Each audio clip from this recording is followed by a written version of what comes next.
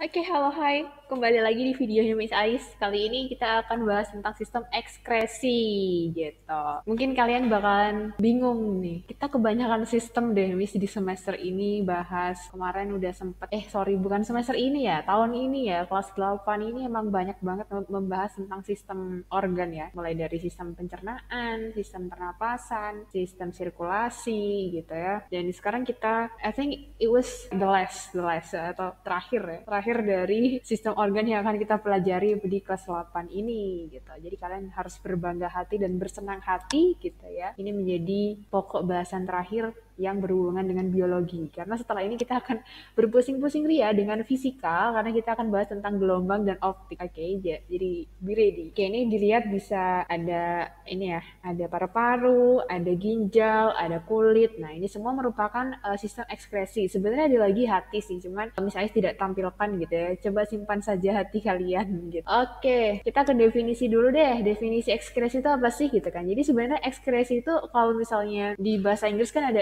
excretory gitu. Awalnya dari kata X and then create gitu kan. Creates. Jadi kayak membuat keluar gitu kan. Nah, kalau di sini sih dari kata X-nya aja artinya adalah mengeluarkan sesuatu atau membuang, yang artinya sudah nggak butuh atau bahkan kelebihan gitu, makanya dikeluarkan. Dan di sini kita bisa melihat bagan bahwa kita pasti mencerna sesuatu gitu ya, pencernaan, kita juga menghirup oksigen, kita melakukan metabolisme, entah itu respirasi di dalam sel atau detoksifikasi ya, pengeluaran racun gitu, atau kita juga punya peredaran darah. Nah, ini adalah semua ini merupakan proses tubuh yang mana pasti ketika mereka semua berproses gitu ya, pasti akan menghasilkan suatu produk atau hasil gitu kan. Dan hasilnya itu digunakan oleh tubuh. Nah, tapi ada juga selain produk yang bisa digunakan oleh tubuh, si proses tubuh ini tadi itu juga menghasilkan zat sisa, yang mana zat sisanya ini bakalan diproses gitu ya oleh yang namanya organ ekskresi. Kemudian selanjutnya akan dibuang atau diekskresikan. Oke, dan di sini kita bisa melihat bareng-bareng ada bagan. Ini bisa kalian cek di buku sekolah elektronik atau BSE kalian. Jadi ada gambar seperti ini. Misalkan coba jelaskan apa sih makna dari gambar ini berkaitan dengan sistem ekskresi gitu ya. Jadi di sebelah kanan sini ada semua sel dalam tubuh ya. Jadi sel tubuh kita itu kan ada banyak ya, mulai dari ujung kepala sampai ujung jempol kaki gitu ya. Itu semua merupakan susunan dari berbagai sel gitu kan. Nah, di sini ada disebutkan ada respirasi seluler. Nah, respirasi seluler ini kalau kalian ingat ini sebenarnya adalah proses oksidasi. Nama kerennya adalah oksidasi. Apa sih sebenarnya respirasi itu menghasilkan? Jadi respirasi di sini adalah proses pengubahan glukosa ditambahkan dengan O2 nanti akan menghasilkan air, karbon dioksida dan energi. Cuman energinya bakalan dipakai sama tubuh kan. Nah, ini ada air, ada karbon dioksida. Kemudian hati kita itu juga melakukan metabolisme ya, di mana dia di hati ini terjadi pemecahan hemoglobin. Jadi kan hemoglobin kita itu rutin dipecah oleh hati ya. Kalau nggak salah sekitar 20 hari atau berapa gitu. Jadi umurnya tuh pendek gitu. Sel darah merah kita itu umurnya pendek karena setiap jangka waktu tertentu akan dirombak oleh hati. Nah, nanti dari perombakan ini akan dihasilkan namanya bilirubin. Nah, bilirubin ini kalau tidak salah selanjutnya akan menjadi zat warna urin. Sementara di sini juga akan terjadi pemecahan asam nukleat. Nah, kemudian terbentuklah asam urat gitu ya. Kemudian juga ada pemecahan protein, akan dihasilkan urea. Ini adalah zat yang dihasilkan, ada urea, asam urat, bilirubin. Ini dari hati. Nah, tadi yang respirasi menghasilkan air dan karbon dioksida gitu kan. Kemudian karbon dioksida ini mau nggak mau disalurkan lewat apa? Satu-satunya jalan adalah lewat paru-paru. Kalau air lewat mana? Bisa juga sih lewat paru-paru gitu kan. Karena kan kemarin waktu sistem pernapasan, Miss Ais nanya ke kalian, bisa nggak kita ngecek kalau misalnya napas kita itu menghasilkan air? Bisa gitu kan. Dengan cara apa? Misalnya kita menggunakan kacamata, terus kita pakai maskernya nggak kenceng gitu misalnya. Nanti kacamata kita bakalan ngembun, atau kita di depan kaca atau di depan cermin kita menghembuskan napas pasti akan ada embun. Nah, itu juga menunjukkan bahwa pernapasan kita ya yang dibantu oleh paru-paru itu juga akan menghasilkan air gitu. Jadi air dan karbon dioksida ini bisa dikeluarkan lewat paru-paru. Tapi bisa juga air ini dikeluarkan lewat kulit dalam bentuk apa? Dalam bentuk keringat. Kalau misalnya kalian lari-lari, misalnya ngerjain tugas PJOK menghasilkan keringat gitu kan, biasanya kan keluar keluar dari kulit ya kan, nggak mungkin keluar dari mana, keluar dari hidung gitu kan, enggak ya. Nah itu merupakan salah satu dari proses ekskresi sebenarnya, pengeluaran zat air berupa air. Tapi bisa juga air ini juga dikeluarkan lewat ginjal, juga bisa dalam bentuk urin. Padahal urin bisa warna agak pekat gitu karena ada bilirubin atau zat warna urin gitu. Dan urin itu juga berisi urea, asam urat dan seterusnya yang mana kita sudah tidak lagi membutuhkan zat-zat tersebut. Oke, jadi kita bisa cek di sini bahwa organ ekskresi itu ada berapa? Ada 1 gitu ya, ada 2, ada 3, dan ada 4. Oke, jadi ada 4 organ. Zat sisa utama yang biasanya dikeluarkan oleh sistem ekskresi adalah CO2 yang dimana dihasilkan atau lewat organ paru-paru, air juga lewat ginjal, kulit gitu ya, kemudian senyawa nitrogen seperti urea juga sama, ginjal dan kulit, dan garam mineral dikeluarkan lewat ginjal. Kenapa di sini tidak ada pup atau feses gitu ya? Karena sebenarnya feses itu bukan merupakan organ ekskresi gitu loh. Jadi dia adalah produk dari sistem pencernaan, bukan produk dari sistem ekskresi gitu ya. Jadi kalau misalnya ada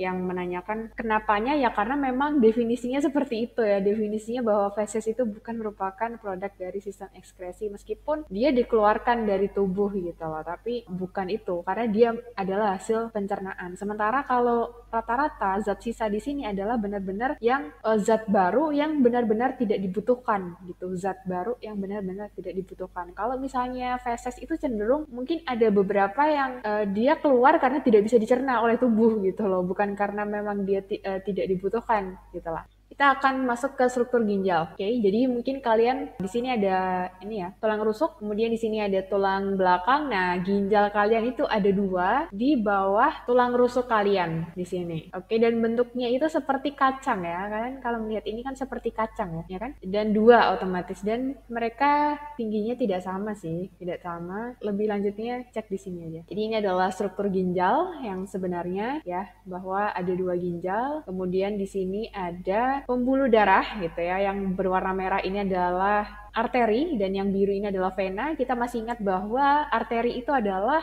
pembuluh yang meninggalkan jantung gitu, atau away gitu kan, meninggalkan jantung. Makanya di sini masih berwarna merah dari jantung kan. Kemudian dia akan berbelok ke arah ginjal di sini gitu. Dan ini tadi yang bentuknya seperti kacang ini tadi, kalau misalnya kita iris gitu ya, kita belah menjadi 2 gitu ya, kita akan melihat penampakan seperti ini. Oke, mungkin overview yang pertama ini adalah bahwa ketika kita membawa darah gitu ya, darah kita kan isinya macam-macam tuh. Nah, akan masuk ke dalam ginjal. Diapain? Ya diproses, disaring gitu. Masuk ke ginjal. Nanti kalau misalnya sudah selesai diproses di ginjal, nanti akan keluar ke arah sini ya, ke arah sini. Ada yang warnanya rada-rada kuning orange gitu ya. Ini akan dibawa ke bawah sini lewat ureter namanya ya, ureter ya. Saluran 2 ini adalah ureter namanya, kemudian akan berkumpul pada kandung kemih. Kandung kemih di sini untuk penampungan sementara dan akan dikeluarkan lewat uretra. Jadi uretra ini adalah pangkal yang berhubungan dengan saluran kelamin kita untuk mengeluarkan urin gitu, uretra. Jadi jangan sampai ketukar bahwa ureter itu berbeda dengan uretra. Oke, selanjutnya kita bahas yang tadi kalau misalnya ginjal ini kita iris menjadi 2 gitu ya, kita belah menjadi 2, maka akan tampak penampakan seperti ini. Ini masih ada ureter ya, yang ini tadi ya, yang warnanya kuning itu tadi ya, ureter. Kemudian, nah di sini kita pisahkan ginjal tersebut menjadi 2 lapis. Yang pertama adalah lapis korteks dan yang kedua adalah lapis medula. Kemudian di sini ada pelvis ginjal. Di sini kita bisa melihat adanya saluran ya, saluran menuju ke bagian kipas yang seperti kipas ini. Kipas 1, kipas 2, kipas 3 gitu ya. Jadi nanti darah itu akan lewat arteri gitu ya, masuk ke daerah pelvis ini, nanti kemudian akan mengalir ke jaringan yang seperti kipas ini. Nanti kalau misalnya darah kita sudah berhasil masuk gitu ya, pasti akan ada hasilnya dong. Nah, hasilnya itu keluar kembali menuju ke pelvis gitu. Menuju ke pelvis, kemudian beberapa akan masuk ke vena untuk menuju ke jantung, kembali ke jantung lagi, menuju ke jantung ya, vena. Nah, sebagian hasil dari penyaringan yang sudah diproses oleh ginjal ini akan keluar lewat pelvis dan diteruskan menuju ke ureter atau ke sini ya. Jadi ureter yang ada di sini itu sama aja dengan ureter yang ada di sini. Jadi ketika sudah selesai dari diproses oleh ginjal akan menuju ke ureter dan menuju kandung kemih dan kita keluarkan lewat uretra. gitu, menjadi pipis atau urin gitu. Nah, kalau misalnya sel kipas yang seperti kipas ini tadi kita potong gitu ya, kemudian kita amati, kita zoom gitu ya, kita perbesar, nah maka akan nampak seperti ini bentuknya. Jadi di dalam sini tuh ada banyak saluran-saluran kecil. Nah, saluran-saluran kecil ini dinamakan dengan nefron. Jadi nefron itu adalah unit terkecil ginjal yang membantu proses pembuatan urin atau penyaringan darah gitu. Jadi ini masih sama ya, ada korteks dan ada medulanya di sini. Kemudian di dalamnya sini ada banyak saluran-saluran kecil yang dinamakan dengan nefron. Kalau misalnya nefron ini kita perbesar kembali akan seperti yang ada di sebelah kanan ini gitu. Kita bisa cek di sini ya, ada beberapa bagian. Ini kan sebetulnya ini kan rumit ya. Mungkin kalian melihat ini apa Miss gitu kan, serumit pikiranku, seruat pikiranku gitu kan. Tenang. Jadi di sini kita bisa melihat ada arteri ya, yang warna merah ini adalah arteri. Dia masuk menuju ke sini ya, ya kan? Masuk ke dalam yang namanya glomerulus gitu. Silakan kalian melafalkan glomerulus gitu, glomerulus, oke? Jangan sampai lidahnya terseleo-seleo gitu ya. Kemudian di bagian luar ini juga terdapat kapsula Bowman. Nah, darah akan masuk ke sana gitu. Kemudian setelah itu menuju kemana? Ayo. Jadi bukan ke atas ya, tapi ke sini, ke sebelah kanan ini. Karena yang ke atas ini adalah dari bawah ini ya, ke sini. Jadi dari glomerulus dan kapsula Bowman ini akan menuju ke sebelah kanan. Nah, sebelah kanan ini melewati yang namanya tubulus proksimal. Kemudian dia akan menuju ke bawah, turun gitu ya, turun. Ini menuruni suatu lengkung ya, lengkung Henle namanya. Jadi dia akan turun, kemudian kembali naik gitu ya. Naik, dan sampai ke sini. Nah, di daerah kenaikan saluran ini disebut dengan tubulus distal. Jadi yang pertama dari glomerulus menuju ke proksimal, menuju ke lengkung Henle, baru menuju ke distal. Dan akan berkumpul ke dalam saluran pengumpul atau tubulus collectivus di sini. Setelah menuju ke tubulus collectivus, maka tubulus collectivus yang ada di sini itu kan sama dengan gambar yang ada di sini ya, saluran di sini. Nah, nanti akan menuju ke pelvis di sini. Nanti selanjutnya akan menuju ke ureter dan seterusnya gitu. Gampang ya. Dan kalian perhatikan di sini bahwa ada glomerulus dengan kapsula Bowman. Nah, glomerulus dan kapsula Bowman ini biasanya punya nama lain untuk perangkat si mereka ini, dinamakan dengan istilah yang biasanya disebutkan untuk menyebutkan glomerulus dan kapsula Bowman ini adalah badan Malpighi. Sebenarnya apa saja proses yang terjadi di ginjal gitu ya, terutama di nefron ya, di nefron yang ini itu apa yang terjadi? Pembentukan urin itu ada 3 proses ya. Ada 3 proses. Kenapa ada 3 gitu ya? Ya nggak tahu karena sebenarnya yang diajarin di buku ada 3 ini, ada 1, 2, dan 3. Yang pertama ada filtrasi, ada reabsorpsi, dan yang terakhir ada augmentasi. Dan ini urut sesuai yang tadi sudah Miss Ais sampaikan bahwa pertama kali darah itu akan masuk ke dalam glomerulus ya, yang tadi ada kapsula Bowman juga, dan kemudian bersama-sama disebut menjadi badan Malpighi. Di sana terjadi apa? Penyaringan ya, penyaringan biasa gitu ya, seperti disaring aja. Nah, awalnya darah kita, jadi apa sih yang sebenarnya disaring? Darah ya, darah kalian itu disaring kan, tadi ada banyak arteri, ada vena gitu kan. Darah akan masuk ke dalam glomerulus gitu ya. Itu kandungan zat di dalam darah itu kan banyak sekali ya guys. Banyak yang dibawa oleh darah, termasuk ada air, ada CO2 mungkin, ada O2 gitu kan. Ada nutrien atau nutrisi dari saluran pencernaan kalian yang sudah diserap gitu kan. Kemudian ada protein darah ya, protein darah di sini, ada albumin namanya biasanya. Kemudian ada hormon, ada garam. Pokoknya paket komplit semuanya ada di darah gitu kan. Setelah kemudian masuk ke dalam glomerulus, maka akan keluar dong gitu kan. Keluar. Nah, keluarannya itu kita sebut sebagai filtrat gitu. Jadi nama prosesnya adalah filtrasi, nama produknya atau hasilnya itu adalah filtrat. Dan kandungannya yang tersisa adalah H2O,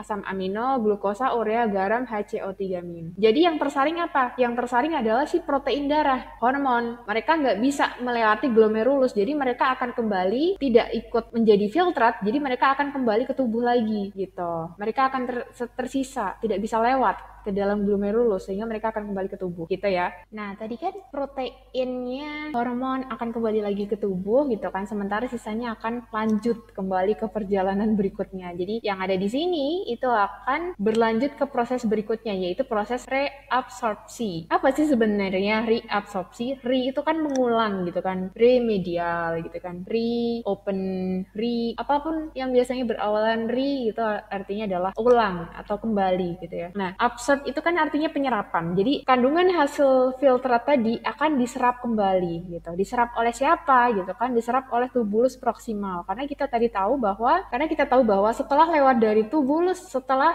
lewat dari glomerulus, maka hasil dari filtrat tersebut akan diteruskan menuju ke tubulus proksimal, di mana di sana akan diserap kembali. Apa yang diserap kembali? Ya zat-zat yang masih berguna gitu, yang dirasa masih berguna dan dibutuhkan oleh tubuh gitu. Jadi di sini kandungan zatnya yang diserap kembali adalah sama seperti filtrat yang ada di sini. Nah, kemudian setelah diserap gitu ya, apa hasilnya? Hasilnya adalah urin primer. Kemudian sisanya yang tidak diserap itu biasanya ada H2O atau air, ada urea, ada HCO3-, kemudian ada garam. Jadi nutrien seperti asam amino, glukosa, kemudian mereka akan diserap gitu, akan dipakai oleh tubuh kembali. Kemudian setelah terjadi urin primernya ini akan terus melaju menuju ke perjalanan berikutnya tubulus distal, di mana di tubulus distal ini terjadi proses augmentasi. Augmentasi ini apa ya? Mirip-mirip seperti penyerapan dan sekresi, tapi dia bedanya terjadinya di tubulus distal. Dan kandungan yang diserap dan disekresikan itu, yang diserap itu adalah sama seperti urin primer yang ada di sini ya, urin primer gitu kan. Setelah urin primer itu diserap kembali gitu kan, maka akan disekresikan menjadi urin sekunder. Nah, urin sekunder ini mirip urin primer, hanya kandungan airnya lebih sedikit gitu. Kandungan airnya lebih sedikit, otomatis urin tersebut akan lebih pekat. Dan ini, urin sekunder ini yang akan dikeluarkan menjadi pipis kita, yang kita keluarkan di toilet, yang kita keluarkan di kamar mandi. Itu adalah urin sekunder. Oke, misalkan coba bahas menggunakan gambar ya. Nah, bisa nggak coba jelaskan menggunakan gambar ya? Jadi kita bisa cek di sini bahwa pertama kali darah itu akan masuk ke dalam glomerulus ya, di sini kan nomor 1. Apa terjadi proses apa? Filtrasi. Kemudian ke nomor berapa? Ke nomor 2 di sini tubulus proksimal akan terjadi proses yang namanya reabsorpsi. Terus yang ketiga ini masih reabsorpsi juga di sini di lengkung Henle. Kemudian di nomor 3 yang ada di tubulus distal itu akan terjadi proses yang namanya augmentasi gitu. Setelah itu ya selesai gitu. Akan ada hasil dari augmentasi ini adalah urin sekunder gitu ya, urin sekunder. Kemudian di reabsorpsi ini adalah urin primer gitu ya. Kemudian yang filtrasi ini hasilnya berupa filtrat gitu. Jadi perjalanan darah kalian itu diserap atau disaring itu seperti ini. Jadi lewat glomerulus, kemudian tubulus proksimal, kemudian turun ke bawah gitu ya. Kemudian naik ke tubulus distal dan akan berkumpul di tubulus collectivus atau pengumpul untuk selanjutnya dikeluarkan ke dalam ini ya, pelvis, kemudian ke ureter, kemudian ke kandung kemih, dan akan dikeluarkan lewat pipis gitu atau pee. By the way, di tubulus collectivus ini selain terjadi pengumpulan urin sekunder ini ya, di tubulus collectivus ini juga ada suatu hormon ya, namanya hormon itu adalah ADH. Namanya antidiuretik hormon gitu. Jadi kalau misalnya secara bahasa, anti itu kan menghalangi ya, anti banget itu pokoknya menghalangi kan, menghalangi. Diuretik atau diuresis itu adalah pengeluaran urin gitu. Jadi dia menghalangi pengeluaran urin gitu. Jadi ADH ini justru dia menghalangi pengeluaran urin. Ini di tubulus collectivus di sini gitu. Makanya kalau misalnya ada orang mabok gitu ya, dia kan banyak mabok itu kan dia berarti konsumsi banyak alkohol gitu kan. Nah, alkohol ini justru jadi alkohol ini dia akan menghambat adanya ADH ini. Jadi ADH-nya itu justru nggak ada. Terus apa akibatnya kalau misalnya ADH-nya nggak ada? Ya dia bikin beser gitu. Beser atau banyak pipis gitu ya. Itu kalau misalnya ada orang minum alkohol terus dia mabok gitu ya. Maka jadi sebelum mabok itu dia bakalan banyak pipis dulu sih. Sebelum dia mabok tuh dia akan banyak pipis dulu. Terus akibatnya apa gitu kan? Kalau misalnya dia banyak pipis, otomatis dia akan mengalami yang namanya dehidrasi gitu. Dehidrasi. Nah, kalau misalnya dia dehidrasi, so what gitu kan. Nah, ngefly dia, punya kayak rasa ngefly, relaxing, atau halusinasi, kayak gitu. Jadi kayak ngomong ngawur, ngefly, itu adalah salah satu gejala dari dia dehidrasi sebenarnya. Akibat dia konsumsi alkohol terlalu banyak gitu. Karena alkohol itu justru malah dia menghilangkan ADH atau menghambat si ADH. Jadi kan ADH tadi kan dia kalau misalnya anti pipis gitu ya. Jadi ADH itu kita bisa bilang sebagai anti ini kan adalah penghalang dan diuresis ini adalah pipis gitu kan. Jadi anti pipis. Jadi dia yang akan mempertahankan air di dalam tubuh kalian atau supaya kalian tidak pipis gitu loh. Justru kalau misalnya nggak ada ADH gitu, maka kalian akan beser gitu, akan tiap jam misalnya ke toilet gitu. Nah itu mungkin karena ADH kalian tuh sedang terganggu gitu. Makanya kalau misalnya ada beberapa kartun Tom and Jerry gitu, ketika di gurun kehausan gitu kan, nggak ada air, terus mereka halusinasi gitu, kayak misalnya ngeliat oasis gitu. Nah, itu adalah gejala dehidrasi gitu loh. Kayak kehilangan fokus, kehilangan kayak malah makin ngaco gitu loh pikirannya. Mabok istilahnya, kayak halusinasi kayak gitu. Nah, itu karena dehidrasi. Dan makanya kadang kalau misalnya lagi ada iklan apa sih, itu ada aqua gitu kan. Ya karena kita harus stay hydrated gitu.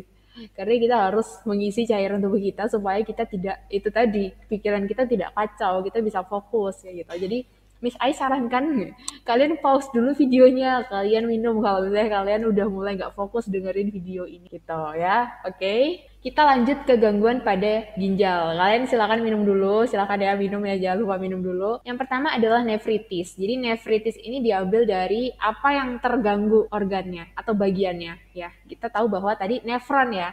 Nefron itu adalah unit terkecil yang bentuknya saluran-saluran gitu ya. Itu adalah nefron kan tadi. Nah, penyakit rusaknya nefron itu disebut dengan nefritis gitu. Dan di sini utamanya yang rusak itu adalah pada bagian glomerulus ya, glomerulus yang tadi melakukan filtrasi ya kan, karena disebabkan oleh bakteri Streptococcus. Dan akibat dari terjadinya gangguan pada glomerulus ini adalah masuknya kembali asam urat dan urea ke pembuluh darah gitu. Jadi kan tadi harusnya urea dan asam urat itu terus dari menjadi filtrat kemudian menjadi urin primer gitu. Cuman karena tadi di glomerulusnya itu rada kacau gitu, rusak gitu, maka si urea ini justru malah balik lagi ke peredaran darah gitu, dan terjadi penimbunan air juga di kaki gitu. Dan karena ya ini tadi reabsorpsinya juga terganggu sehingga kakinya bengkak gitu, disebutnya dengan edema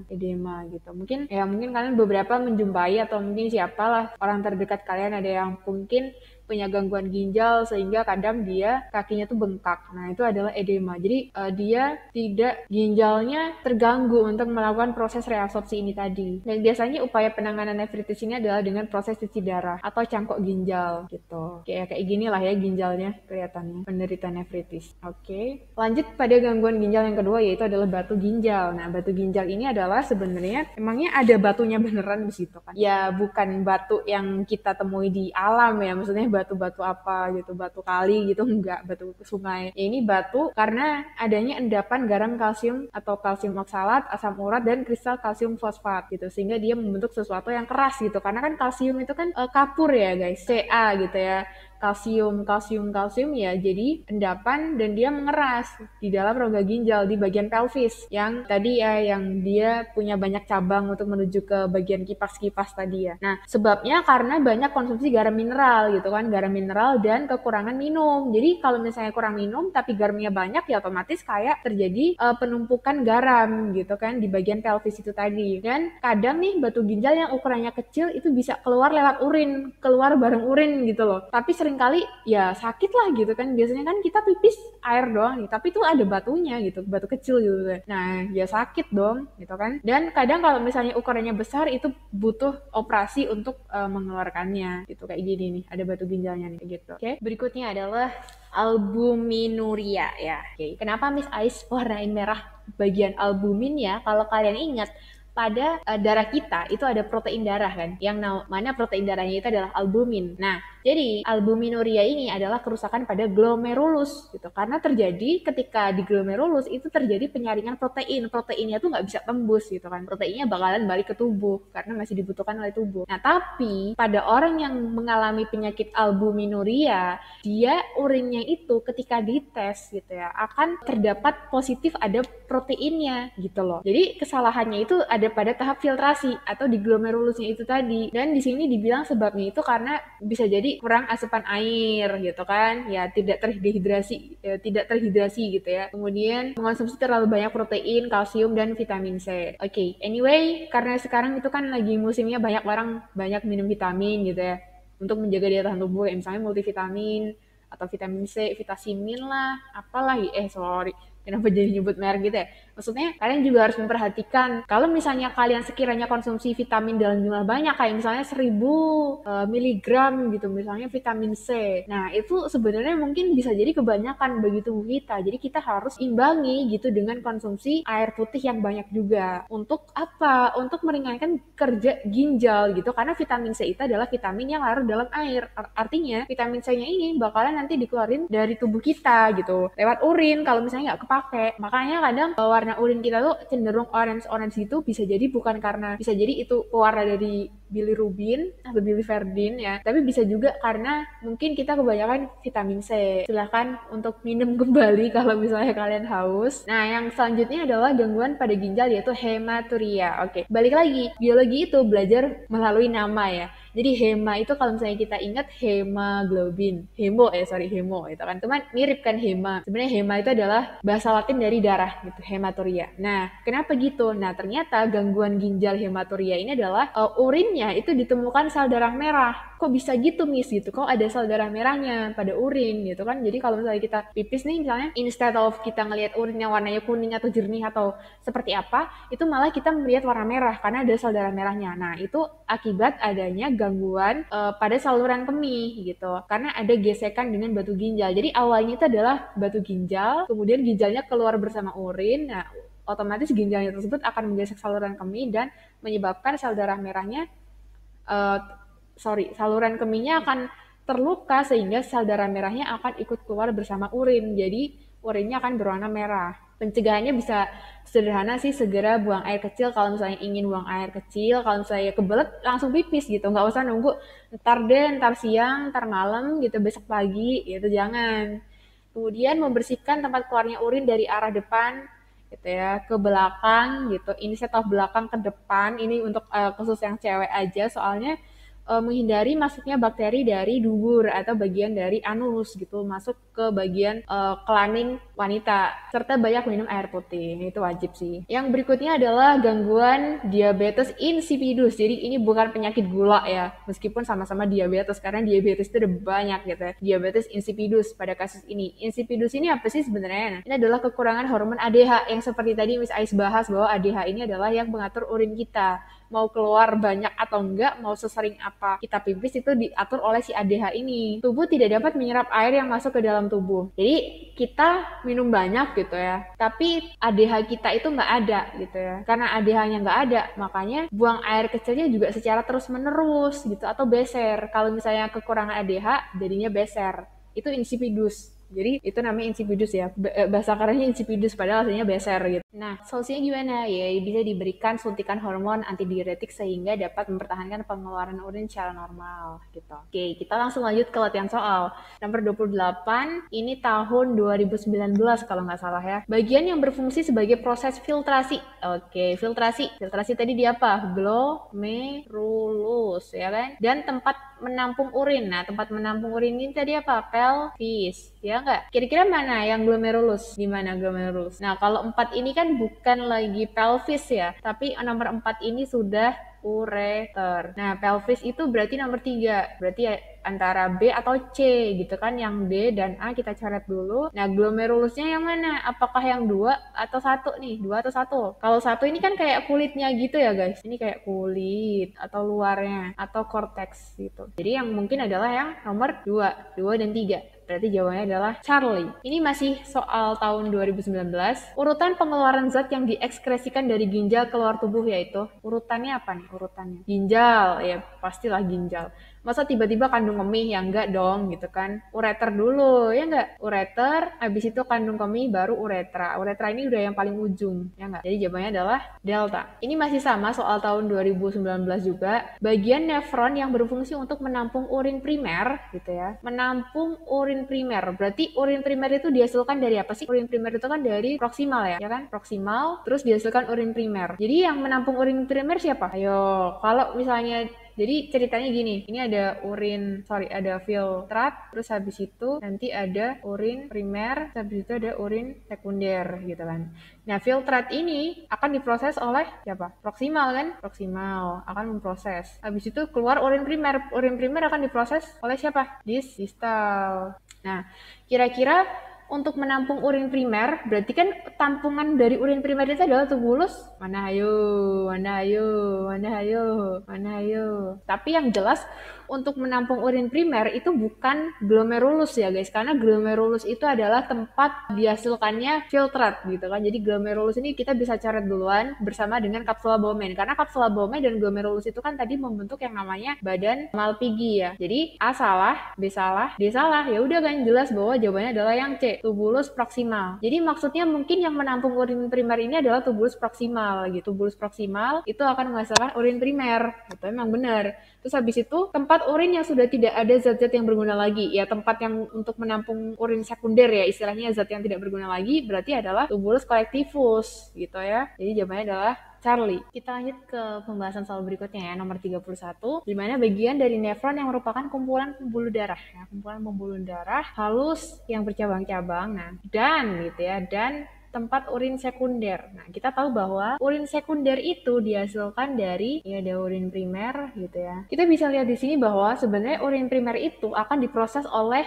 tubulus distal kemudian menghasilkan urin sekunder, ya nggak? Nah, urin sekunder ini selanjutnya akan masuk ke dalam kolektivus. Jadi kalau misalnya tempat urin sekunder ini berarti tempatnya ada di tubulus kolektivus gitu kan. Berarti mungkin C mungkin. Tapi kita coba lihat kumpulan pembuluh darah halus. Nah, pembuluh darah halus itu pasti antara glomerulus gitu kan, nggak mungkin contortus distal, karena contortus distal ini adalah saluran biasa gitu ya, tidak terlalu banyak pembuluh darahnya gitu. Jadi yang B ini kita bisa coret. Kemudian glomerulus, pasti glomerulus jawabannya. Nah tapi kalau misalnya yang D, salahnya kenapa? Karena ada kapsula Bowman. Kapsula Bowman di sini ini merupakan satu kesatuan kan dengan glomerulus, jadi ini tidak mungkin, yang B tidak mungkin. Dan contortus proximal ini adalah apa? Justru dia merupakan tempat dari ini ya, filtrat atau dia melakukan proses reabsorpsi gitu sehingga dihasilkan urin primer gitu kan. Jadi ini juga salah ya yang contortus proximal. Sehingga jawabannya adalah Charlie. Selanjutnya, dalam pembentukan urin, proses yang terjadi pada gambar nomor 1 dan 4 ya, kita cek di sini 1 dan 4. Oke. Nomor 1 di sini adalah glomerulus dan nomor 4 di sini adalah lengkung Henle, ya enggak? Atau distal, bisa jadi distal karena ini sudah mulai naik kan di sini. Jadi nomor 1 udah pasti namanya filtrasi gitu kan. Jadi yang C ini salah, oke? 4 apa kira-kira? Terakhir, kalau di sini ada filtrasi, kemudian di sini pasti ada reabsorpsi gitu kan. Berarti nomor 4 ini pasti adalah augmentasi. Jadi filtrasi dan augmentasi. Jadi jawabannya adalah bravo. Oke, kita lanjut ke soal berikutnya, nomor 38, di mana penyakit yang disebabkan karena terlalu banyak konsumsi garam mineral dan terlalu sedikit konsumsi air. Kalau misalnya banyak garam, terus kurang konsumsi air, kira-kira apa yang terjadi guys? Sistisis ini kayaknya nggak ada deh nama penyakit sistisis gitu. Terus nefritis sama nefrosis ini, kalau nggak salah nefritis itu kan gangguan pada nefron ya, karena ada kerusakan pada glomerulus gitu kan, glomerulus. Jadi kayaknya bukan gitu kan. Justru karena banyak konsumsi garam mineral ini nanti akan terjadi endapan gitu kan, endapan batu. Sehingga jawabannya yang paling mungkin adalah jawaban delta gitu. Kekurangan hormon antidiuretika atau ADH menyebabkan gangguan Beser ya kan. Nah, Beser tuh apa berarti? Jumlah urin sedikit, salah. Jumlah urin banyak, tidak dapat keluar, salah juga. Jumlah urin tidak tahu, salah juga. Yang benar adalah yang delta. Kemudian nomor 40. Dari data di atas, kemungkinan penyakit yang diderita pasien apa nih, gitu kan? Jadi di sini ada urin gitu ya, terus dikasih larutan penguji gitu. Ada pinidik, ada biuret, ada lugol, ada AgNO3. Nah, dari sini kita bisa cek bahwa ada biuret. Nah, biuret ini adalah untuk mengetes protein. Dan di sini ada ungu muda. Ungu muda ini menunjukkan dia positif. Jadi di dalam urinnya itu terdapat protein. Nah, sehingga kita bisa pastikan bahwa ketika ada protein di dalam urinnya, maka dia menderita apa? Diabetes mellitus ini adalah gula ya, penyakit gula. Insipidus ini adalah tadi berkaitan dengan ADH. Kalau hematuria, kalau misalnya di urinnya itu ada darah gitu kan. Jadi sehingga jawaban yang paling tepat adalah Charlie. Kita lanjut ke pembahasan PTS tahun 2020 nomor 32. Itu ada soal bagian nefron ginjal yang berfungsi sebagai tempat penyerapan kembali zat yang masih diperlukan tubuh adalah jadi bagian ginjal yang digunakan untuk penyerapan kembali. Berarti penyerapan kembali itu merupakan proses apa? Reabsorpsi. Jadi reabsorpsi ini terjadi di mana? Kalau filtrasi kan terjadi di glomerulus, ya kan? Nah, kemudian setelah dari glomerulus, maka filtrat tersebut akan mengalir menuju ke tubulus contractus proximal. Jadi jawabannya adalah delta. Kemudian nomor 35. Perhatikan gambar penampang ginjal berikut ya. Ini ginjal kemudian dibelah gitu ya, sehingga kita melihat di sini ada struktur saluran, kemudian ada seperti kipas di sini, ya kan? Kita bisa lihat bahwa glomerulus terletak pada gambar nomor berapa. Dari sini kita bisa melihat bahwa nomor 1 ini merupakan, kalau misalnya di nomor 1 ini kemungkinan besar dia adalah, tapi tidak mungkin jawabannya itu adalah nomor 2, karena nomor 2 adalah si pelvis, ya kan? Sehingga nomor 2 salah. Jadi kemungkinan besar jawabannya adalah nomor 1 atau nomor 4 gitu. Karena sepertinya nomor 4 ini bukan, sepertinya nomor 4 ini adalah medula, kemudian nomor satunya ini adalah korteks ya. Nah, glomerulus itu ada di mana? Nah, glomerulus itu ada di bagian medula sini. Jadi kita bisa pastikan bahwa jawaban untuk nomor 35 ini adalah delta gitu. Oke? Oke. Kita lanjut ke soal berikutnya nomor 36 di mana di situ ada struktur ginjal ya. Struktur ginjal atau nefron ya, bagian nefron. Ada glomerulus, kemudian ada kapsula Bowman, kemudian ada proximal, kemudian ada lengkung Henle dan ada proximal, kemudian nomor 6 ini adalah kolektivus ya kan. Nah, pertanyaannya adalah pembentukan urin, proses reabsorpsi dan augmentasi terjadi pada gambar nomor berapa gitu kan. Kita pasti nggak akan jawab pilih nomor 1 dan 2 karena di sana adalah proses filtrasi ya yang di sana ya. Jadi kita catat aja yang jawaban ada nomor 1 dan 2-nya. Ya udah kan jelas banget kan. Jadi jawabannya adalah delta. Oke, nomor 37. Zat yang tidak terdapat di dalam urin sekunder yang normal adalah, oke. Jadi kita tahu kemarin ya bahwa ada urin yang normal dan tidak normal. Itu bisa kita lihat dari kandungan urin itu sendiri gitu kan. Nah, di sini air ya, otomatis urin kalau tidak mengandung air gimana dong gitu kan. Terus mengandung apa? Jadi ini benar ya? Benar. Ada kandungan urin sekunder di sana. Urea juga ada. Kemudian garam mineral juga ada. Yang tidak ada itu adalah protein. Kenapa protein? Karena protein ini harusnya dia dikembalikan ke tubuh. Entah lewat filtrasi ataupun proses reabsorpsi gitu ya. Atau karena kalau misalnya kemarin kita bisa cek tadi, kalian bisa geser videonya ke bagian ini ya, bagian tabel. Itu di sana disebutkan bahwa protein yang ada di dalam darah itu akan kembali ke dalam tubuh karena dia bahkan tidak bisa melewati proses filtrasi atau dia tidak bisa lewat glomerulus gitu. Nah, otomatis jawaban nomor 37 ini yang benar adalah Charlie. Oke. Kemudian nomor selanjutnya, nomor 38. Penyakit yang ditandai produksi urin yang berlebihan atau sangat banyak itu dinamakan apa? Bukan gagal ginjal, bukan batu ginjal, bukan diabetes mellitus. Ini adalah penyakit gula darah yang tidak normal ya, diabetes mellitus itu, atau DM, gula darah. Jadi jawabannya adalah yang alfa. Nah, kalian harus perhatikan juga di nomor 36 ya. Mungkin kalian akan bingung dengan skema yang seperti ini. Kok skemanya beda dengan yang ditampilkan oleh Miss Ais di video tadi ya. Nah, itu kalian jangan bingung-bingung karena sebenarnya ini adalah apa ya? Hanya perbedaan jalur aja lakukan. Kalau misalnya yang ada di video sebelumnya itu dari glomerulus menuju ke kanan, kemudian balik ke kiri lagi. Kalau di sini dari kiri, terus dari sini ke kiri, terus ke kanan gitu kan. Kalau ini dari menuju ke kanan, habis itu ke kiri. Jadi sebenarnya nggak usah bingung-bingung. Kalian cukup memperhatikan arah salurannya itu kemana gitu. Dan pasti urut antara kapsula Bowman, glomerulus, kemudian proximal, kemudian lengkung Henle, baru distal gitu. Dan nomor terakhir, berikut ini yang bukan upaya pencegahan penyakit ginjal. Mengurangi konsumsi garam, ini adalah benar kan, supaya ginjal kita tidak terlalu berlebihan dalam bekerja menyerap atau menyaring garam gitu ya. Menerapkan pola makan sehat, aktivitas dan makan seimbang, memperbanyak minum air putih. Memperbanyak minum air putih ini juga termasuk upaya pencegahan penyakit ginjal ya. Kemudian, nah kira-kira yang B atau C nih cenderung yang mana nih? Kemungkinan besar jawabannya adalah yang B ini juga termasuk karena kalau misalnya makan itu kan ada banyak ya, ada garam gitu ya misalnya, ada nutrisi gitu kan. Kalau misalnya seimbang berarti juga suplai makanan darah kita itu juga normal gitu ya, tidak berlebih. Kalau misalnya aktivitas dan makan ini adalah berkaitan dengan, kalau misalnya aktivitas dan makan seimbang ini berkaitan dengan mungkin respirasi ya, respirasi dan mungkin juga pencernaan. Jadi jawabannya yang bukan berarti yang Charlie. Gitu. Terima kasih udah bersedia nonton video Miss Ais sampai akhir, dan jangan lupa untuk subscribe dan kasih feedback kalian di komentar supaya Miss Ais jadi lebih baik lagi ke depannya. Jangan lupa untuk submit jawaban pembahasan pada hari ini, and see you on the next video. Bye-bye.